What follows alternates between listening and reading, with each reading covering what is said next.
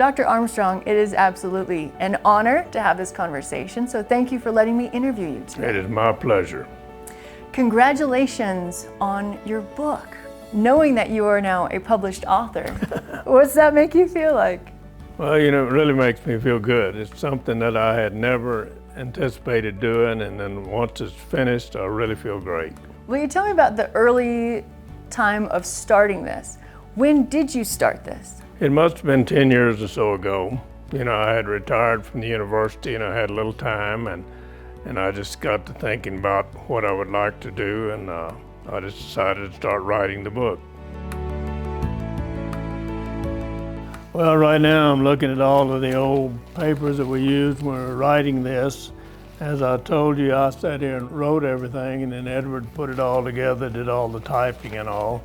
So he actually did all the work.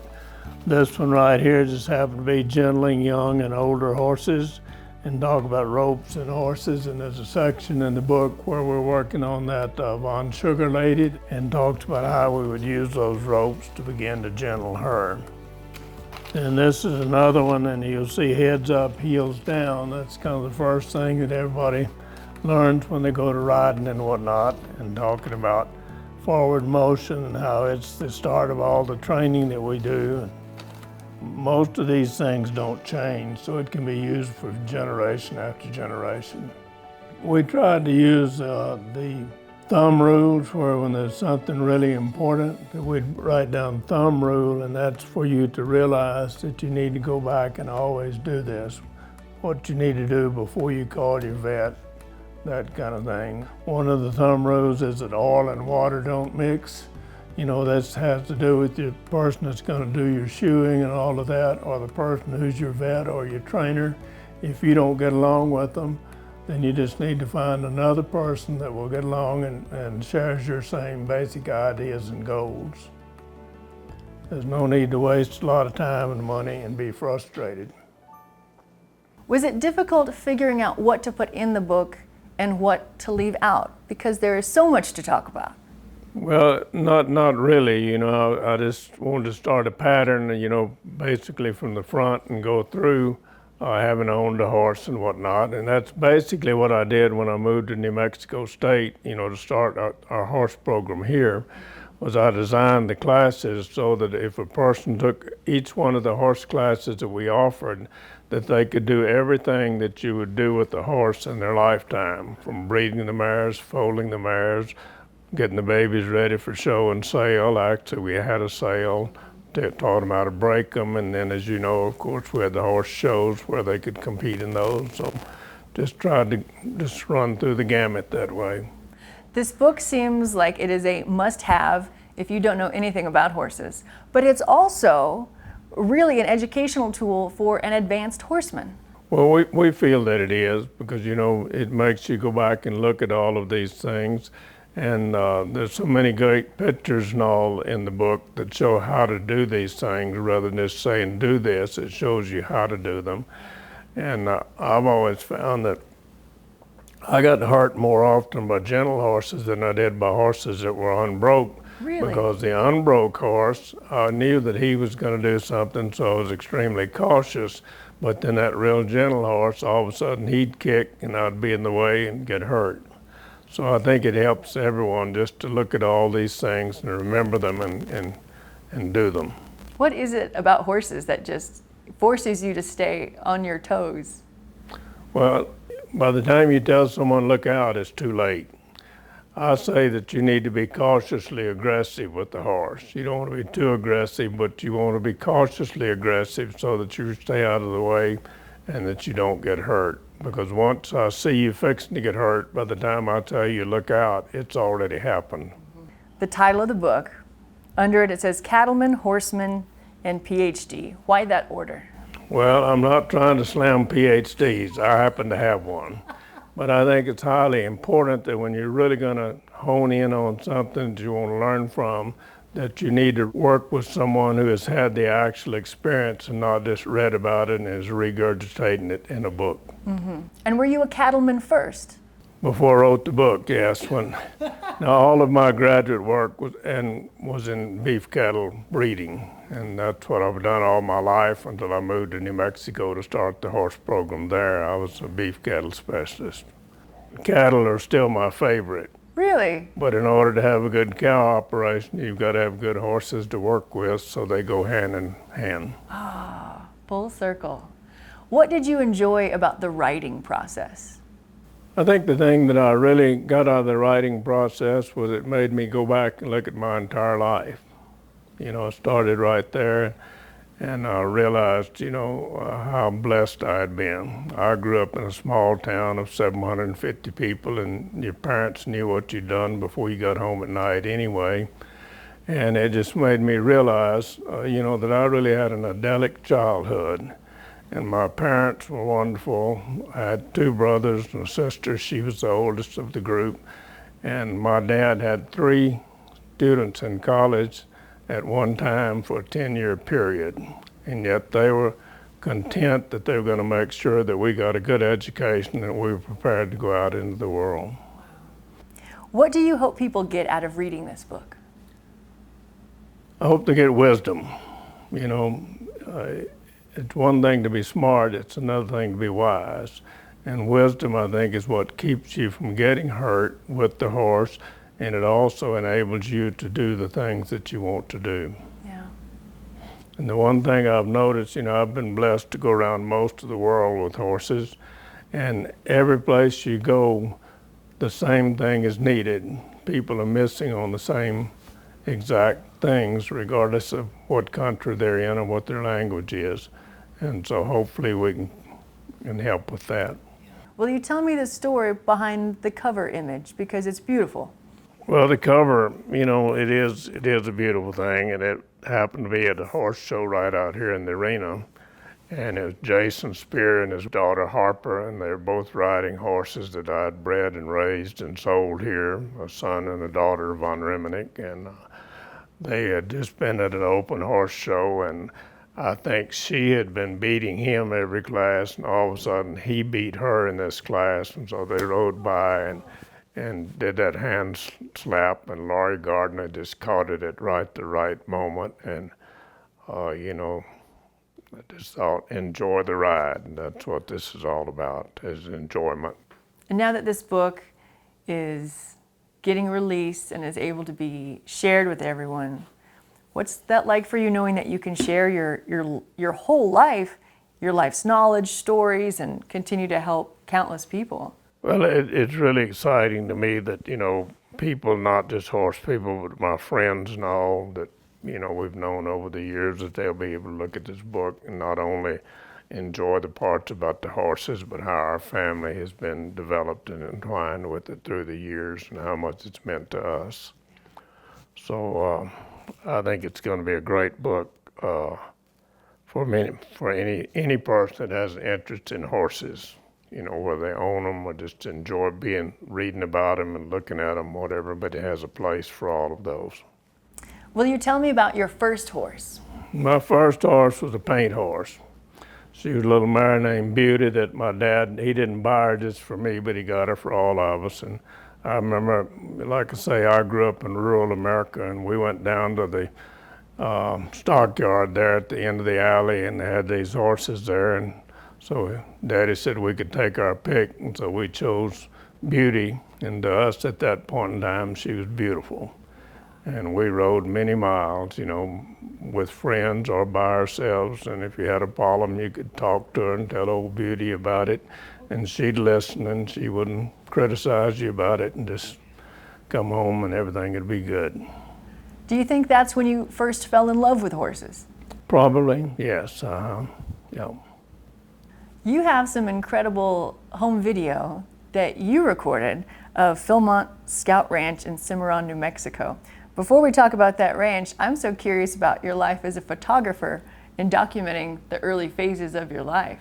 Did you enjoy shooting video? I did. You know, I had a Super 8 video machine, and I'd just go around and take pictures, and I didn't know what I was doing, of course, but, you know, I could make little movies, and I really enjoyed it.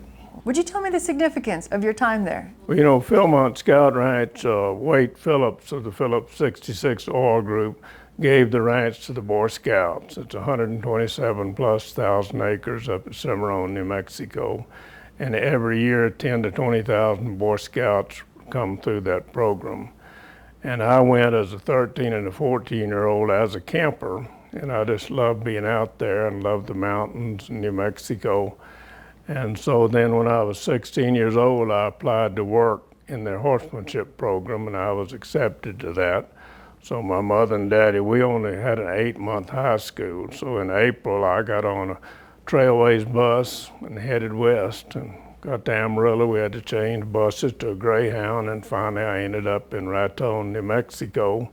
I didn't know a soul, but there I was, ready to go to work. I saw a great photo of you shoeing horses. Was that a common task? Well, you know, they had 250 horses because every Boy Scout that came to Philmont had the opportunity to ride a horse at least once during that summer. And so when you've got that many people riding, and we had a crew of about 14 of us that took care of all the horses, and so we had to shoe them before the season started and then keep them shod all summer, and most of us had never done that before we started, so it was a learning experience. I feel for your back. Well, you know, at that point in time, we were young and fearless. There were no holes in our cape, and we were ready to go to work.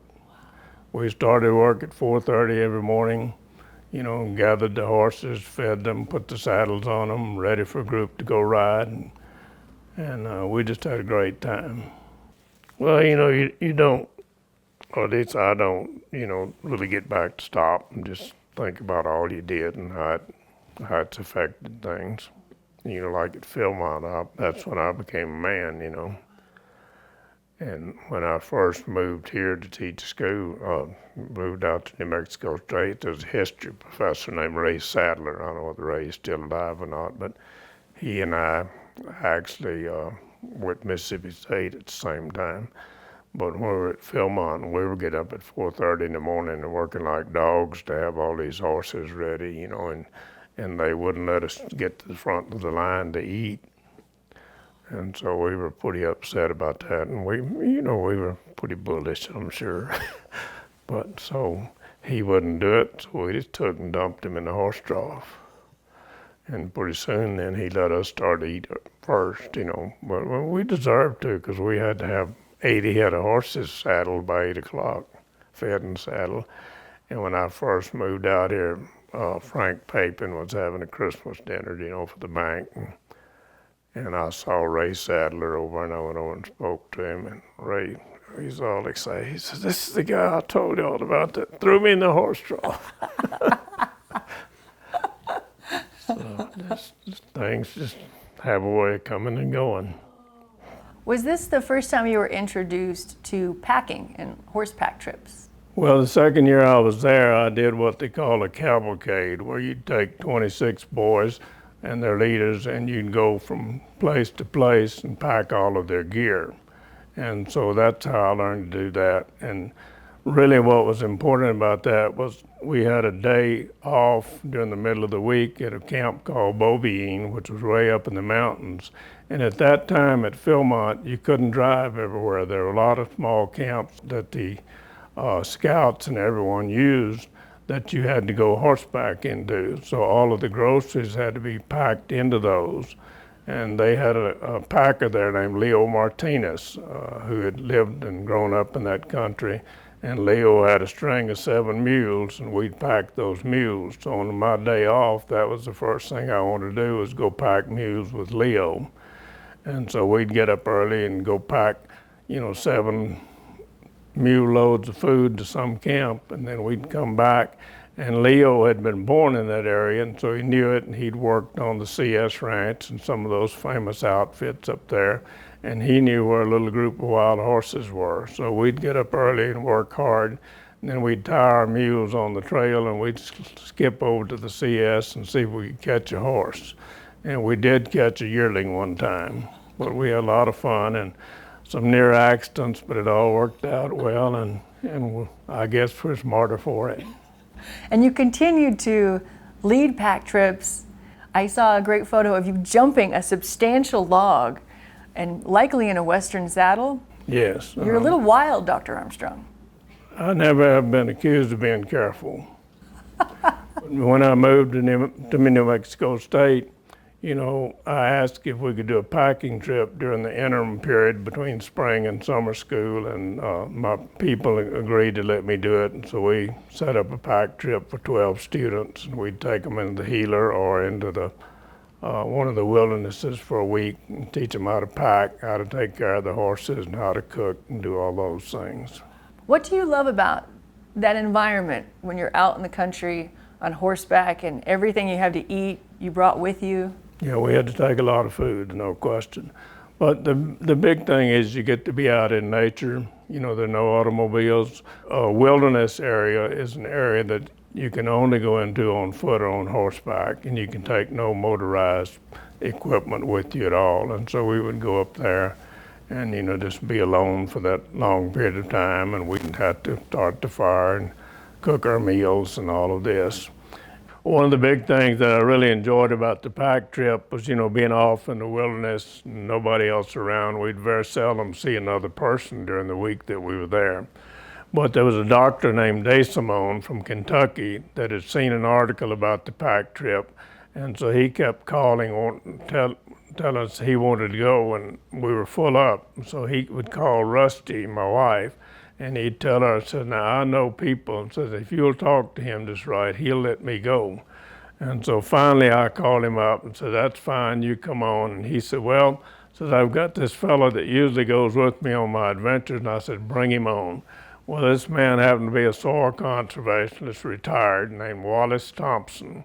And Wallace rode Tennessee walking horses, and he was a great fiddler.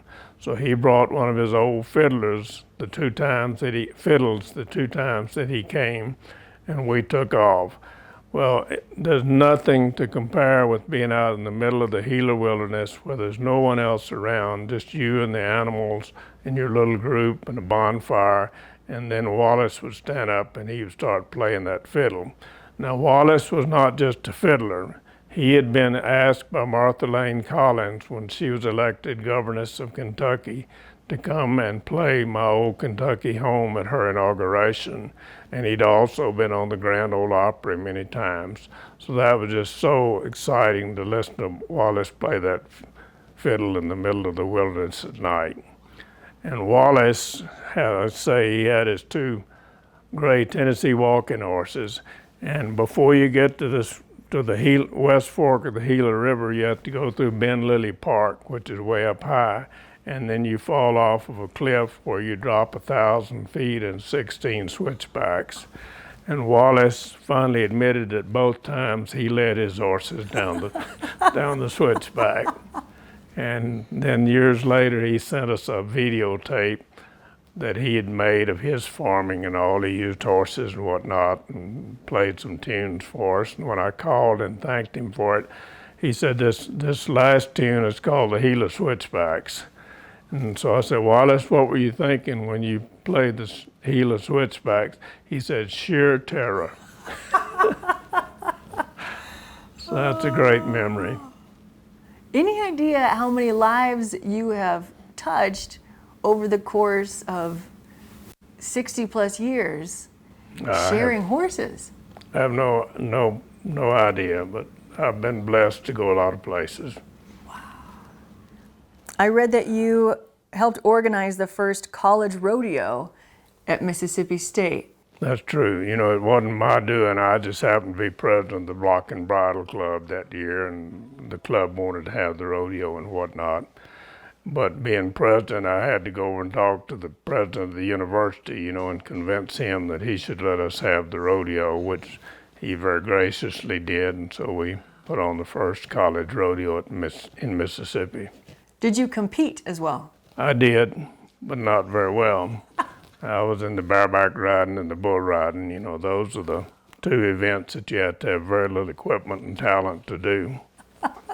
So I got into bareback riding. My bareback horse was about to tear the chute up. My mother was up in the stands hollering to my daddy to go down there and get me off the horse. He was just hollering, "Go Bates." So. I'm really grateful you survived your rodeo career. A lot of people are. What were your parents like? My parents were wonderful. My mother, if there's a Hall of Fame for mothers, she's got to be up the top of it. And bless her heart, she loved me unconditionally all of my life, regardless of all the dumb things that I did. And my daddy, he was just a pillar of strength. He didn't say much. They have that old deal that when E.F. Hutton speaks, everybody listens. Well, that was George Wells long before E.F. Hutton. He's a man of very few words, but everybody knew where he stood and that they could depend on him. Sounds a lot like you. Well, I don't know about that. I hope so. Let's talk about horse judging. What phase of your life did judging horses and being able to look at a horse and really decide what is good and what is not so good about it, when did that really start? Well, as a 4-H'er, of course, we did judging of livestock, cattle and hogs and all. And then when I went to Mississippi State, in the livestock judging, college livestock judging teams program, several of them had horses. And that's where I really first got started into that. And I can remember today going to Fort Worth to the junior contest, and we had 2 classes of horses, and the stallion that won the class was Alito Bars, who was one of the really great horses of all times. And then 2 of the broodmares were Poco Lynn and Poco Jan, and I can see them just as clear as anything. And so then, of course, after I got out of college, stayed interested in horses and had horses. And Rusty asked me one time, says, "Don't you ever see a horse that you like?" Because I would tell her what I didn't like about each horse we saw. And so it made me realize that, I was not approaching this the right way.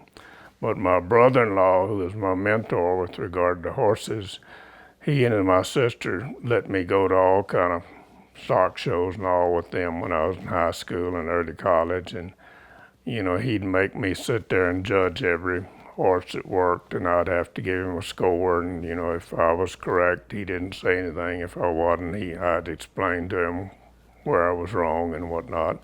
And we'd stand at the gate and watch every halter horse come in, and he'd tell me what he didn't like about each horse that came in. Never told me what he liked about them.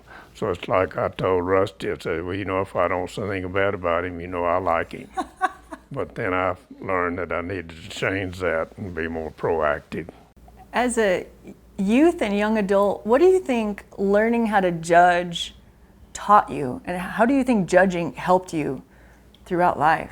I think judging was probably the most important thing I got out of my BS career.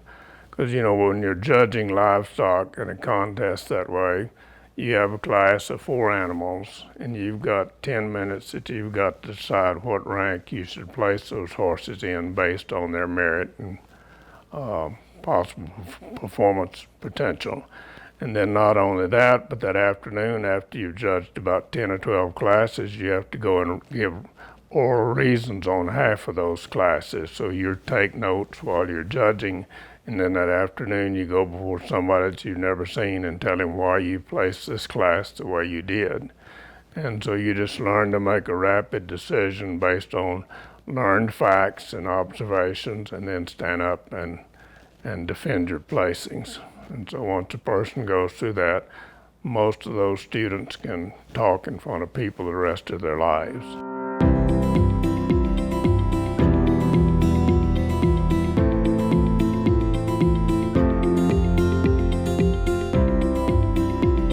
Okay, this is my grandson, Joe Armstrong III, and this is a filly called Von Sugar Lady. Von Sugar Lady is a 2-year-old that Joe will be showing in the Western Pleasure Fraternity at the New Mexico State Fair. What we look for in these horses, we call it conformation, which is strictly form to function, the way that they're made, and how that form should make them better athletes. This particular mare, as you look at her, has a very nice head. When she looks forward with us, she's very feminine. You can tell she's a mare and not a stallion. Reasonably short face, broad between the eyes, clean through the throat here where she will have to flex her neck to move and whatnot. And then she's balanced in that her neck and her body and her hip and all are essentially the same length or the same shape. And then as you look at her, she's got a long sloping shoulder here. The more the shoulder slopes, the easier the ride. This is a wither that holds the saddle on, and we want a nice prominent wither so that we don't have to tie the saddle, strap the saddle on too tight. And then she's got good depth of heart. The real thing that we like about this filly is she's so nicely muscled. If you can see the muscle here on her forearm, just really bulges out, and the inside forearm is just as good. The outside muscle throws the leg forward, but it's the inside forearm that brings the leg backwards, and that's what gives the horses the most speed. Then as we come to the back, of course we want this long hip that has a little slope on it so that she can get her feet up under herself and stop, and she's very well built in this area. You'll also notice that she has our ownership brand on her, which we refer to as the gun sight. That's Josh's brand, and we all use it. And then as you look at her, the widest part of this horse's body is right through here, what we call the stifles. She comes over the top and gets larger coming into the stifles. And then again, you look at the gasket muscle on the outside and on the inside, and this is where she gets her power. And then of course we want to be straight on their front legs and their hind legs in order that they make the best athletes possible. While still in college, you received approval to judge all size AQHA shows. This is in 1959. You were 21. That's correct. That is a very big deal. Yeah, I was very fortunate. You know, quarter horse was just getting started back in that period of time, you know, gaining interest. And they had a judging clinic at Mississippi State University, the second one they'd had. And so we all got in. We did the deal. My brother-in-law, Albert, had helped me so much. And so we had to judge classes, and then we go up and sit with these AQHA officials and judges and whatnot and explain to them why we placed them the way they did. And so based on that, I was given that opportunity. And I had the opportunity that spring, while I was still 21 years of age, to go and judge a horse show at Grapevine, Texas. Well, Grapevine was where B.F. Phillips' operation was, and he's the one that had all those horses I talked about at the Fort Worth Stock Show. And I was afraid to do it, so I wrote back and refused it, you know. And my judging team coach, Carl Williams, there at Mississippi State, he was mad at me for a long time. And so then it was a couple of years before I actually judged my first show. Wow. What happened? Like, did you get scared, or? I just figured I was too young, and that was such a big place. I just kind of chickened out. Any regrets? I regret not having done it, because I know that when I judged Sapulpa, Oklahoma, a couple of years later, which was a great big show, and this gentleman came up to me. He said, "Son, I just want you to know," said, "I didn't have any horses here today, but says you did a great job of judging those halter horses." And I think that probably gave me as much confidence to keep going as anything. Yeah. There's a big difference between a class of 4. Right. And a really big class. Yeah. Yeah. And we had some of the leading horses in the world, in the show world at that time, at that particular show. I remember a lot of them. Still, Yeah. they're in there. Wow. Make sure I got this right. Oklahoma State for your master's degree. Right. Colorado State for your doctorate degree in animal breeding. Right. Is that when you met Miss Rusty? I met Rusty at Colorado State. Right. I'd gone through Oklahoma, and you know, Oklahoma was a breeze. I did a master's in 12 months and wrote my thesis and the whole 9 yards, and I was just ready to get out of there. It's a beautiful place. You went to school there, and it was good, but it just was not a good time in my life, perhaps. But when I went to Colorado State, my mother wrote me a letter. Back then, you know, we wrote letters and whatnot. And she told me that all the boys at home in the area had told me that there's this really cute little girl from Mississippi up there that Joe needed to meet. So I made it a point of meeting her, and she happened to be studying in animal science also. And so I met her, and I kind of liked her. That's where we met. You recorded some home video of you two on a picnic by a river or a creek. Oh, yeah. Yeah, we're up at the Poudre River, and that was about the time she was ready to graduate. She's 3.5 years younger than I am, so, you know, actually I had rodeoed with a lot of her friends when I was in college. In fact, one of her boyfriends was having a going away party. He was moving, and I actually went to the party, and she says she was there, but I never remember seeing her. I love that video because I think for the first time I got to see how she looks at you. And it was a lot of love, so much love. I hope so. How did, after 60 years, how did you know she was the woman that you wanted to marry? You know, I knew it pretty quickly because she was so vivacious and she was happy with life and she was never under the pile like most of us were when things weren't going right. She was always moving forward and had this big smile on her face. And I thought, this is the kind of person that I would like to spend my life with and have raised my children. Did you have to convince her? Oh, yeah. Took a long time. I had a lot of competition. You know, she was in the top 10 in the Miss Colorado State University contest, and I had all these other guys, and how she chose me, I don't know, but I'm sure glad.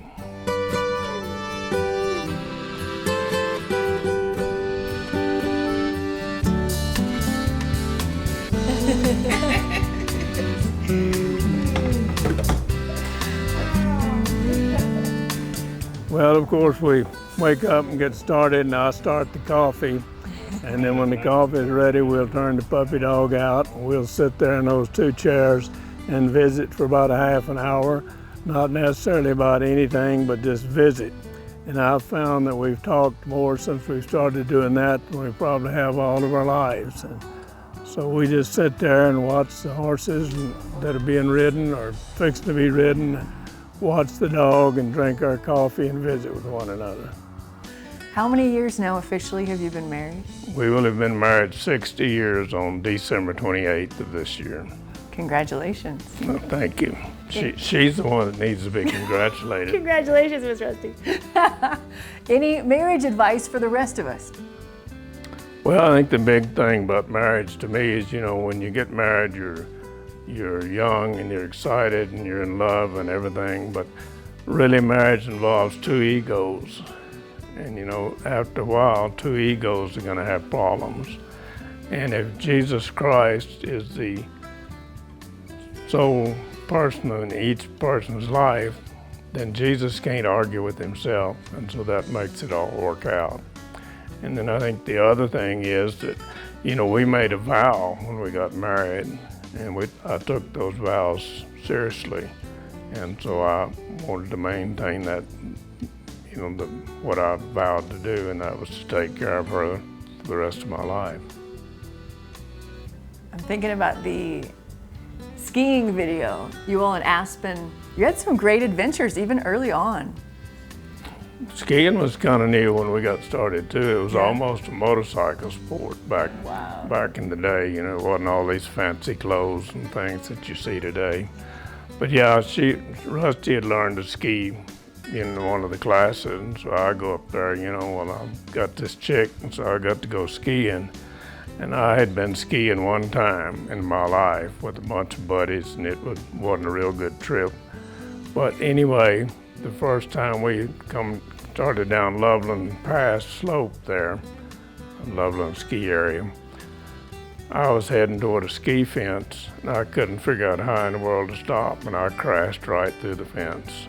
And she was standing there giggling at me, and some boy came by and complimented on such a cute giggle while I was trying to crawl out of the wire.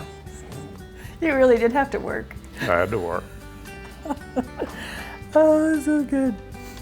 But I was game. Yeah? Up for the task. Right.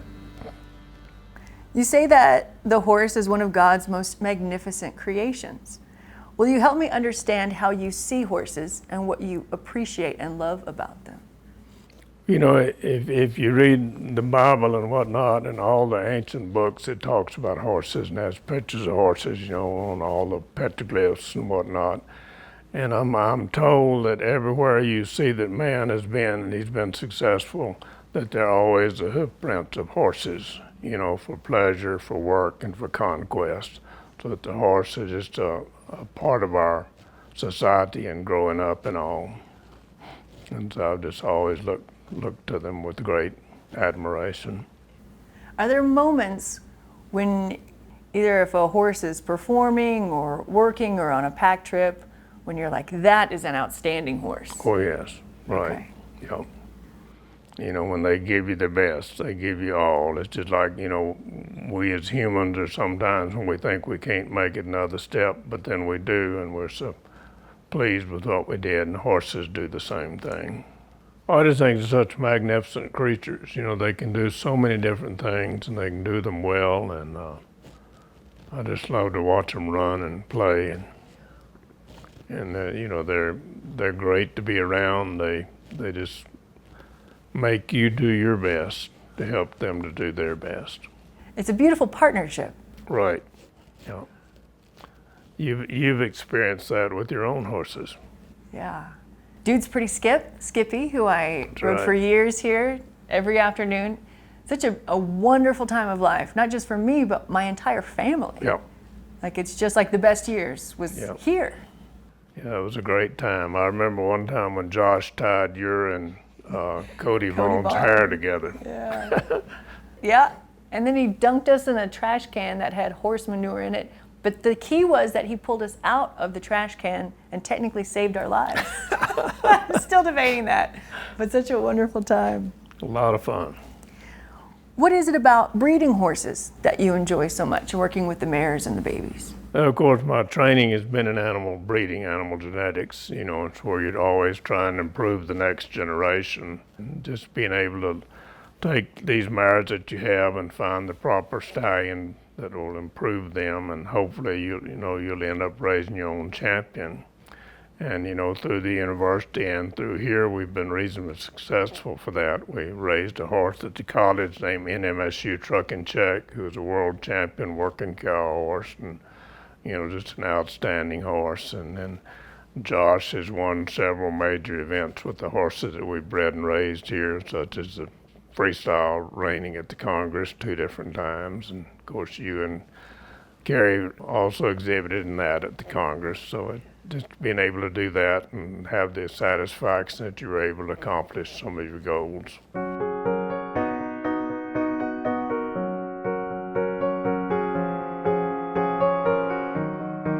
We're now in what we call our reproduction laboratory. Every spring we breed mares so they'll have foals the following years. And this is our Armstrong Equine Service Reproduction Lab. This is a chute that we put the mares in, put the foals over on the other side. Then we can bring our ultrasound machine out here, and we will palpate over the ovaries to see when the mares are ready to be bred. We'll put her in the chute, and we will artificially inseminate her and hope that we're ready for a baby the next year. I had my first mare bred in 1963. That was a few years ago. We started breeding in other places. In Florida, we were breeding in the mid-60s and been breeding ever since. We're not what you would call a large breeding farm. We'll breed 40 to 50 mares a year, but we try to do a good job and get the mare pregnant and get her sent home as soon as we can. This sign here on the door is said to be an ultrasonic anatomy of the equine embryo. This shows right here what we would see with the ultrasound machine. This would be a 10-day pregnancy, just this little bitty dot in there. 11 days, 12 days. You'll see the black dot just getting larger and larger. At 24 days, 23, 24 days of pregnancy, we can pick up a heartbeat in these fetuses. So it's quite an exciting place to be in the spring.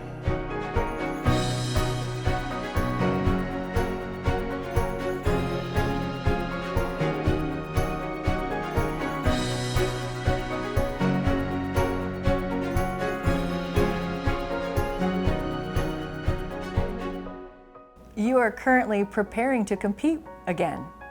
Right. Yes, will you tell me about the upcoming competition? Well, I'm just going to go to the AQHA World Show. You know, you can do it one or two ways. You can qualify, get enough points to go, or you can pay for an entry fee. Unfortunately, I qualified, and so I want to go again in the ranch riding and have what they call the select amateurs. That's for those of us that are got a little years on us, and so I want to go and do that and just keep going. And you know, Josh and other people say you don't quit riding because you get old, get old because you quit riding. And so, you know, I just want to stay with it and stay active and keep involved and know what's going on and be at the top of the program. Do you have a favorite part about competing? Well, I think it's just trying to see that, you know, you do your part so that the horse can do his part. And trying to work together as a team and just do the best that you can. You know, we always want to win, but we don't always win, but still we've got to be gracious about it. Will you be on Rankin's Riminick? Be on Rankin's Riminick, yes. It's a great horse. And he's kind of the star of the book. I have so much more gratitude for getting to ride him at the cattle drive a couple of years ago. I can't believe Dr. Armstrong let me borrow his horse. It's beautiful. Let's talk about the international horse community. You have judged in maybe a dozen countries, just all over the world. Yeah, I've been very fortunate to be able to go and judge in lots of different parts of the world and do clinics. Usually when you go, you'll do a clinic and whatnot. So you get to go and meet all these new people and see what they're doing and they're using the same quarter horse that we are, you know, because the quarter horse has just kind of exploded and gone all over the world. And so you go and you meet these people and get to see how their lifestyle is compared to ours. And then again, like I say, for the book, you know, they have the same problems that we have, and so you try to fit them all together in this. Does the German horse community have a special place in your heart? The German Quarter Horse Association really does, because, you know, I was just very fortunate in that Suzanne Jones from Tatum, New Mexico, she's deceased now, but she was a mentor to so many of us. And she had friends in Germany that had come over to her place to learn to ride and whatnot. And then as their kids began to grow, they wanted to see some of the things that were happening here. And so Catherine Dyer-Sukting, she wanted to know about the 4-H horse school that we had created here. And so she brought her son over to go to that. And then so Mrs. Jones and Uli Vai, who was the German quarter horse director for their AQHA director, they got together and started thinking about putting together an international horsemanship school. And Suzanne calls me and says, you know, we need to do this. And so anyway, we got together and started working on it and went to Germany. The AQHA wanted to do it, and they were planning to do it, but they didn't want to work as quick as Suzanne did. So we went on our own the first year and did this. And then after that, AQHA started the International Horsemanship Schools. And then we continued for another 20 years with the German Quarter Horse Association doing schools as the New Mexico group. And so I get excited today when I see these people from Germany that are, you know, that we've coached and all and introduced to horses and see them riding and whatnot, realizing that we had a little part in their being able to do all of this. I can't imagine how special that is, being the person to really introduce someone to horses, especially for the first time. What do you love about that, like getting the opportunity to share your love and your passion? Well, you know, in Luke, there's a verse that says, to whom much is given, much is required. And I feel like I've been given a lot, and so I need to share it with other people. Will you tell me about your unexpected trip to Japan? Yeah, well, Josh was supposed to go to Japan and do a clinic, and he had an appendicitis. And so he texted him in Japan that night and says, you know, I have appendicitis, and we can do one of three things. We can cancel the clinic, we can postpone it, or I'll send my dad.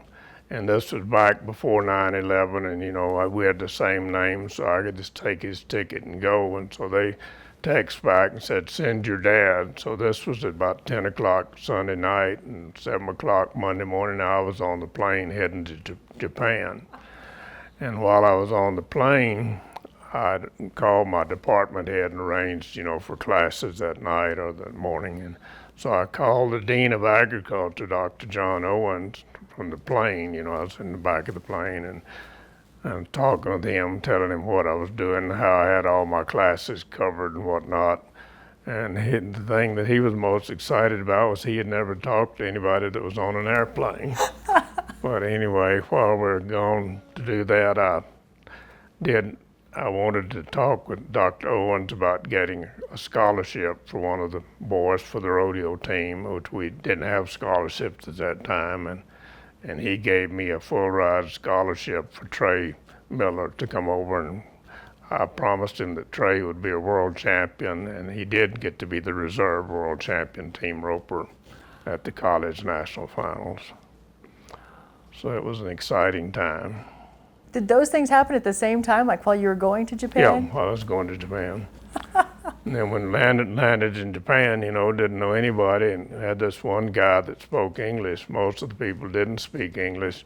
And over there they had horse camps, basically. They had the Rio Grande camp and the Laredo camp, and there'd be about a dozen riders that kept their horses displaced, and they'd ride. And so that's what we were doing there. And then in the afternoon, after they'd ridden, we'd go into this room and they'd all smoke cigarettes all day, and you'd just sit there and kind of grin when you heard your name mentioned, And fortunately, for some reason, the cigarettes, I don't know what they were smoking, but it didn't make you as sick as it normally would. But they were great people, and we had a great time. Are horse lovers the same all over the world? Pretty much, yeah. We always say, that with horse people, they always have a lot of enthusiasm. Sometimes you need to bridle it, but they're all enthusiastic. To name just a few contributions to youth, you developed a very successful New Mexico State 4-H horse shows, horse school. You also organized the horse judging contests for New Mexico 4-H and FFA. I chose those ones because those all directly benefited me, right, and were a very important part in molding me for life. Has it always been important for you to help youth and to help people who are just getting started? I think it has. My basic desire is that I love to help people who want to be helped. If you don't want to be helped and just need help, that's another thing. But if you really want to be helped, I want to help you to do these things. And, if I don't do it, then who's going to do it? So it's just a matter of taking it and going with it. And we developed a great program here in the state. And like the 4-H horse school, it wasn't my idea. I actually borrowed the horse school from Charlie Hutton, who I worked with at the University of Georgia, and we just continued to do it here. Then we moved it to Germany and did it there, so it's been exciting. It would be, that 1 week would be the highlight of the year. Yeah, exactly. Of course, when we went to Germany to do schools, we'd do 3 or 4 schools consecutively for 3 or 4 weeks. And we got to meet a lot of nice people. Still keep up with a lot of them today. Yeah. I would enlist in a 4-H horse school today. Can we go back to it over again?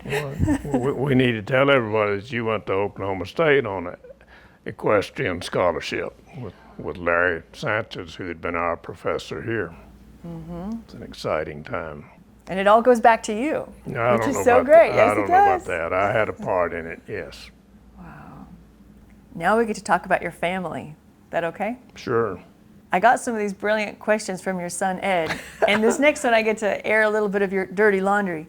Is it true that when you met Rusty, you had 40 dirty shirts because instead of washing them, you just bought new ones? Do you accept or deny that claim? I don't know if that's when I met her, but when we got married, she claims I had 40, but I think it's only 34. They were all in the closet waiting for her. I was just hoping someone would wash them. So that's where those egos had to come to play. How did that end up? Did she wash your shirts for you, or did you have to do your own laundry? I assume she did. I really don't remember. I try not to think about that. Do you have any favorite memories of your time with Rusty early on or currently that represent what your partnership is like? Well, early on, of course, we were involved in everything, did everything together, and just a wonderful time. One of the things I'm the proudest of her about, though, was being made a national marketing director with the Juice Plus company, and she's done a great job there with her own business of Juice Plus, and that's exciting. And then about 4, 5, 6 years ago, one of my friends in Germany said, "Don't you and Rusty ever take a vacation?" And I thought about it, and really, we didn't take vacations unless they were involved with work and whatnot. So we set out to take a week-long horse pack trip at Willow Creek Ranch at the Hole in the Wall in KC. That's where Butch Cassidy and the Sundance Kid were all raised up in that area. So we went up there to her cousin's ranch. We got some pack horses and we took off. We made it fine the first day, and the next day we stayed at this place. And then we're going to go on down Buffalo Creek to where Butch Cassidy's cabin was and spend the night there. And I had a tremendous accident. The horse ran under a tree limb with me, and I could just feel every bone in my back break as he went forward, and I had to come under it. But anyway, she, came over and helped me and got me off the horse, and laid me out in the pasture, and we were 13 miles from headquarters and 3 hours by horseback from anybody. And she just started walking up mountains. She walked up this one with a cell phone trying to get cell service, and walk up this next one. Finally, this third mountain that she was climbing up through all the cactus and whatnot, she heard someone come on the phone, and she got 911 or whatever and told them where we were, and so they said they'd send the ambulance out that way, and that was all a big long story in itself. But anyway, they finally got me and helicoptered me out, and I think my life is really a result of her taking that care of me. Wow. She's a real trooper. Yeah. How were you physically once you got taken care of? Fine. I still have, like most people that fool with horses, I've still got a little kink here and there, but I can do everything I've always done. Wow. But she was my hero, is my hero. Wow. Can we talk about your children, starting with your oldest, Josh? Sure. Well, of course, Josh was our firstborn, and, we were new to the sport of children, and we always enjoyed him and whatnot. And when Josh was 3 years old, we were living on a ranch in Florida where we developed a really nice cattle program and horse program for a gentleman down there, and he unfortunately got cancer and died, so we were selling everything. And when Josh was 3 years of age, he and I loaded up the truck and trailer, and we went to Oklahoma. It was his birthday, and we were sitting on the couch there with Rusty, and I asked him, says, "You want to go to Oklahoma with me?" And he was 3 years old, and he said, "Yes," and all excited. And I said, "Okay." And Rusty said, "Are you really going to do that?" And I said, "Why not?" So we loaded up and headed off 1,300 miles to Oklahoma in the truck, and we had a great time. And we only got separated once during that whole trip, and that was when I was selling a horse, and he couldn't find me. He'd gone to the bathroom. This guy that took care of the bathroom, he didn't know where Josh belonged, but he knew what area of the barn, so he was leading him back up that way when I came back. And that was an exciting trip, and he never cried an ounce until we got 150 miles from home, and then he started crying and cried all the way home.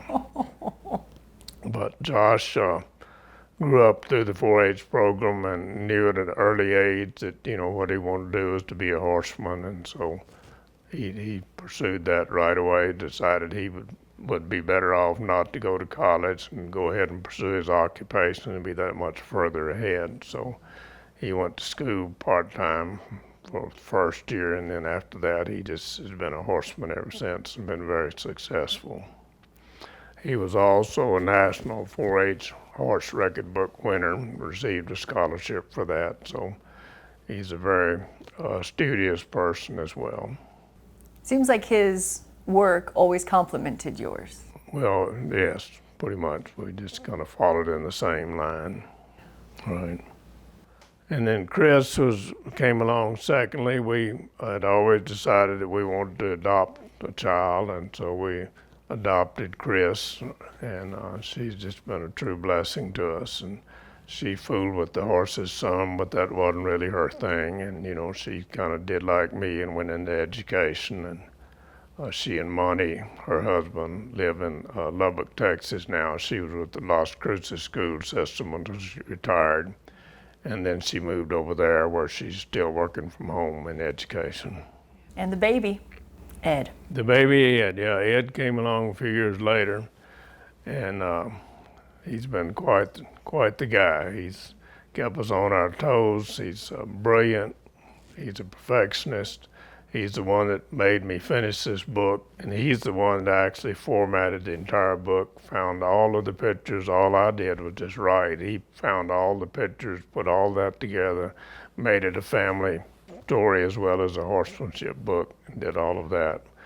And he was good at rodeo, but he didn't care a lot about training horses. He just wanted to ride the trained horses and go out and rope, and he was quite good at the college NRA, and then he went into snow skiing and, you know, paragliding and all of that. So he's always pushed the envelope as far as he could. But he's the one that's responsible for this book finally getting done. And he was also my main anchor man on these packing trips with the college students, because when you take 15, 20 horses and a bunch of students, you're going to have some problems. And so Edward always handled all the big things there for me. I saw a photo of you and Ed wearing harnesses.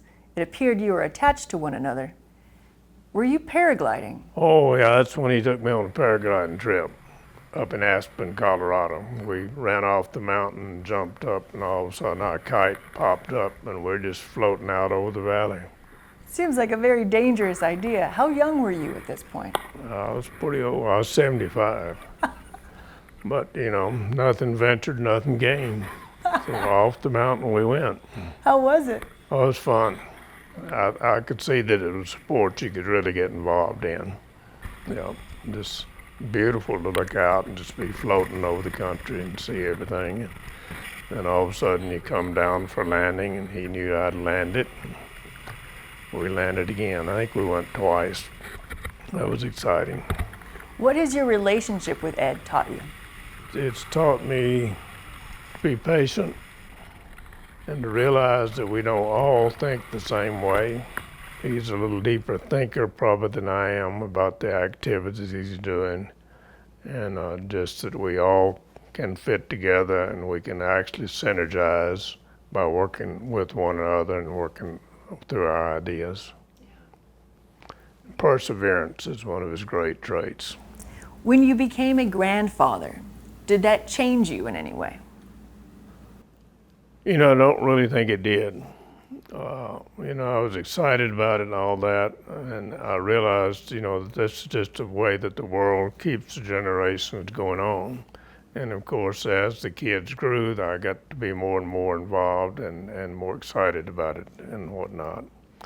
And it's been particularly interesting to me because, as I say, our daughter Chris was adopted, and then Josh and Linda's first two children were adopted, and then they had two of their own biological children. So it's been very exciting to watch everybody grow up and see how each one has helped the other. Mm-hmm. I really appreciate their passions for the horses. Right, yeah. Joe is, of course, he's going to be a great big old boy. He's already 6'4", 6'5" right now, and he's extremely athletic. And he's not just a born-in-the-wool horseman, but he enjoys horses and does well with them. Very athletic. And then, of course, Georgia, she comes along, and she just loves those horses, and speed is the name of her game. You know, she's not for this little horse show deal where we look pretty and all of that. She wants to go fast and turn all the barrels and go weave all the poles, and she's been very successful. Yeah, and she loves to take care of her horses. And then Eddie is 11 now, and he likes the horses too, but he's more of an entrepreneur and a businessman. In fact, last winter, as a 10-year-old, he made his own saddle. I helped him a little, but he did most of the work and all and actually made a complete saddle from the ground up, and he won the County 4-H project with it, and I guess it'll be shown at state here in a week or two. But he's always trying to figure out a way to make some money. Yeah, he sold me a pair of earrings and a couple bracelets. Exactly. It's quite good. If you get around him, he will sell you something. And then, of course, Peter pops up, and Peter will be 2 in September 2nd, and he's just a real jewel and keeps us all on our toes, and we all enjoy him. So it's fun to watch the kids and realize that this is the next generation. Yeah, we're in good hands. We're in good hands. No, Rusty and Chris fixed all this up. They couldn't keep it a surprise.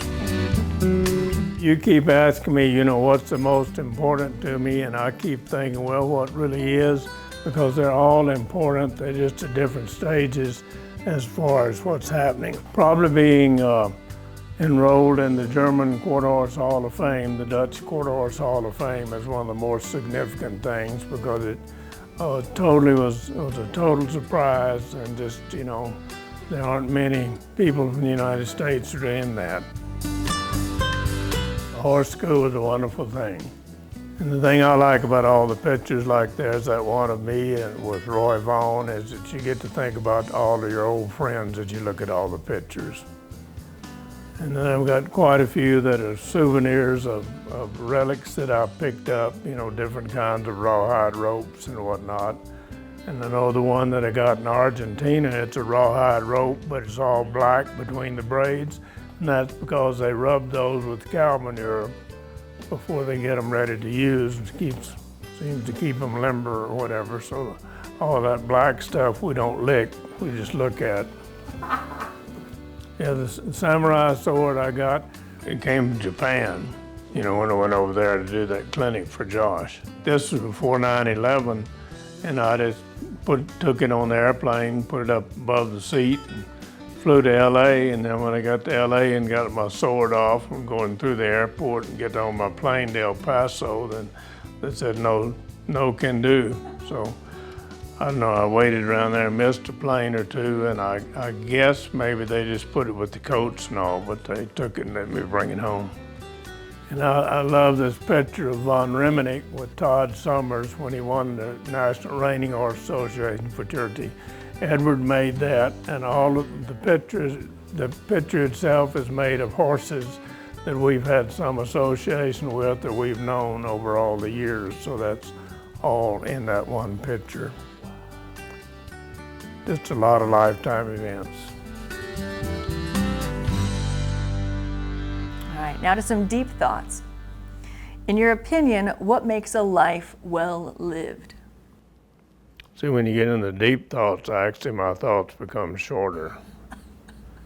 What makes a life well lived? I think when you have done all that you were basically capable of doing, and you've helped other people along the way. To me, helping people achieve their goals is just as important as achieving your own goals.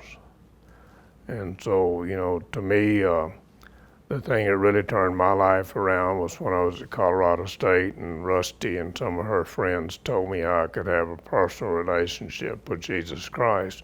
Well, I'd always grown up going to church and knew the Bible and knew who God was and all of that, but it was all up here in my head. It never got to my heart. And then after they shared with me and talked to me about different things, you know, and of course, Campus Crusade for Christ, I went to one of their meetings, and this guy shared with me that, you know, that Jesus Christ, all they said, and I told him I believed all of that. I believed the Bible. And so he showed me his little Bible, and he said, read this verse for me in 2 Corinthians. It was a little bitty old Bible, you know, and he said, no, read it out loud. And so I'd already told him I believed all that. And so it says, behold, now is the accepted time. Now is the day of salvation. So basically, he shot all my props out from under me. And so that night, I just invited Jesus to come into my life. And, you know, I realized that he'd forgiven my sins and gave me the power to live the Christian life. And so that's what changed my life and really put me on the right path.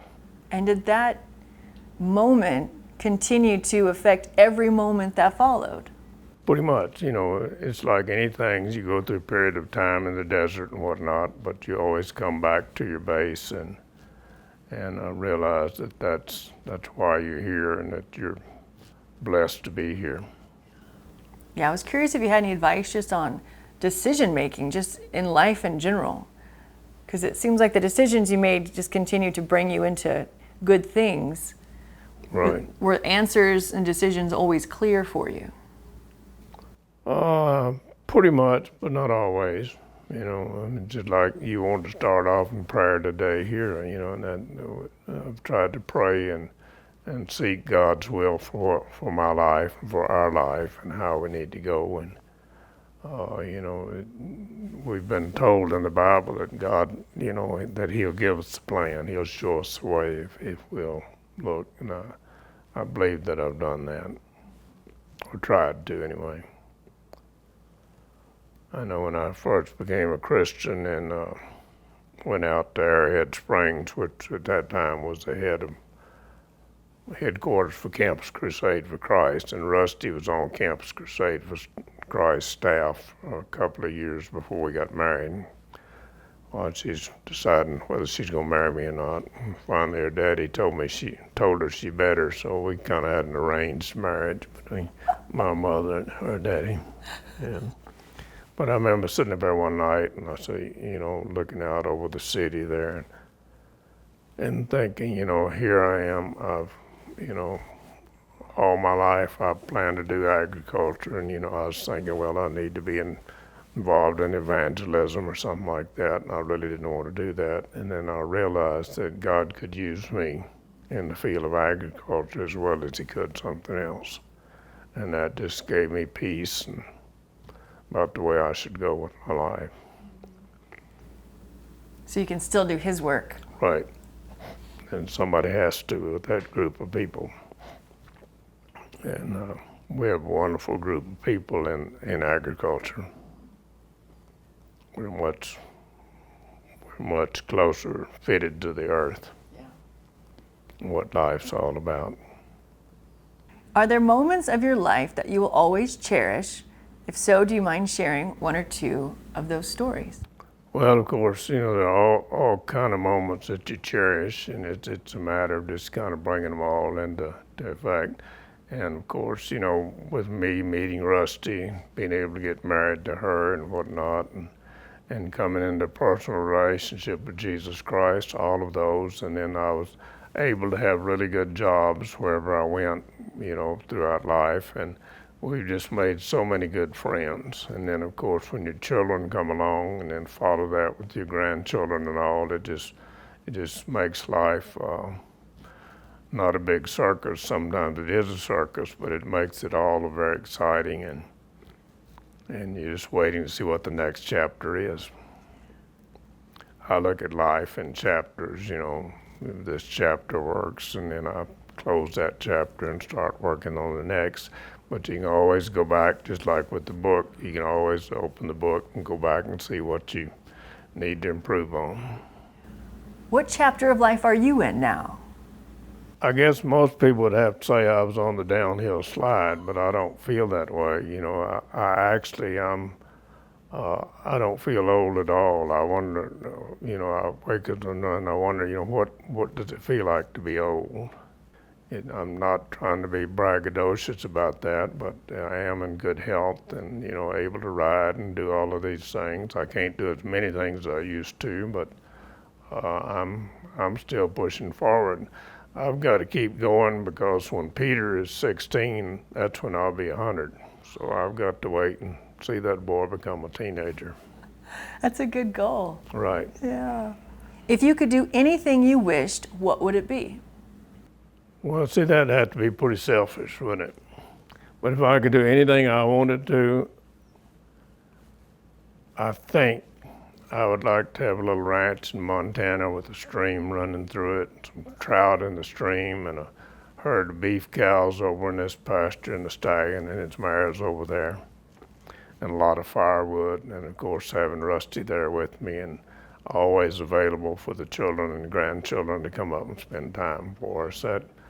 But I think that's just a dream. I think my spot in life is right here, and I'm perfectly happy with that. But I do love the mountains in Montana. Rusty's father was born on a homestead in Montana, and so Montana's always had an attraction for all of us. Was Montana a goal even early before you got into education? And I was curious because it seemed like whenever you worked for the ranches and such, I was curious if you think you were destined to go into education, to have a bigger audience than you might have if you were running a ranch. You know, I didn't plan it that way anyway. That wasn't my plan. So many things just seemed to work out. We did at one point in time, we moved to Montana with the intent of buying a ranch, Rusty's father and whatnot, and then he got sick. And then pretty soon I realized that your education didn't pay for those big ranches, and so then we had to back up and, fall back into education. And I think, I think I've been well fitted for that. And this area where we are now, how did you initially pick this spot here in La Mesa? Well, I didn't pick La Mesa originally. Bobby Rankin, who was head of the Animal and Range Science Department, one of my dearest friends and mentors, he called me when I was in Georgia. He knew I was kind of anxious to get back to the West and told me about the job with the horse program there at New Mexico State. And that's how that developed when we came out and moved into that. And, lived in town for a while, but we always wanted to be outside and have our own place. And this place came up for sale, and that's a whole story all of its own, how all of that happened. But anyway, that we ended up here, and we've been here for about 37 years on this property, and it's home. And I always love to come home. Go over all the world, but the most important thing is coming home. Looking back over your career, what have you learned about people? I've learned that people are basically the same wherever you go. I mean, you go to a different country, they have people that they don't agree with, that they don't like and whatnot, and things just go back and forth. And I see that we've changed very little, and that bothers me, that we can't all grow in a more positive manner and serve the Lord the way we should. But people are all pretty much the same. They're good people in every group, and there are people that aren't quite as good. There are people that need help, and there are people that have been helped and whatnot, and so they're pretty much the same the world over. They just speak different languages. And I've been blessed to have a lot of good friends in a lot of different countries. What have you learned about youth? About youth? Well, youth are always the future. And unfortunately, today, it bothers me that our youth are so tied up with technical things like the telephone and this, that, and the other, that they're not going to be able to speak like we were able to through horse judging and reasons and things of this nature. And it bothers me that they're not being a little more forward with their own lives and individual, and yet there are a lot of them that are. But I see that if we don't change our political system, we're in for a lot of trouble. Ooh, what have you learned about yourself? I just want to say these deeper questions get shorter answers. I think I've learned about myself that I feel very fortunate, and I feel blessed. And I looked up the definition for what does it mean to be blessed, and blessed means to be divinely favored is one of the definitions I found. And I found that God has favored me in so many ways, and I've tried to be faithful to Him, and the more faithful I am to Him, seems like the more I'm blessed. And basically, desire is just to help other people. If you ever think about your legacy, how do you hope to be remembered? Well, again, I think it goes back to I hope to be remembered as a person who loved the Lord and followed Him, and that was willing to help all those that needed to be helped. And that's about all I can really think that I need to do. Any final thoughts? I've asked you a lot of questions. Anything I missed? Well, it's been a lot of fun for me, and I appreciate it, because growing up and watching you and your sisters and your family and all, it's been exciting to see the way that we've all been able to be productive and help each other with all of these things. I know your dad helped me with the sale at the college. He was an auctioneer, and you always knew you could depend on Mr. Charlie. And that's a lot the way my dad was. You could depend on him, and I think being able to be depended on is really important. So it's exciting. You and Carrie were much better than most people realize. Y'all are pretty advanced horse people, and we had a lot of fun. This has been so much fun. Thank you so much for letting me interview you today, and congratulations. Well, we just appreciate you and Peter being here and doing all of this for us, and just getting to go back through it all. Thank you so much.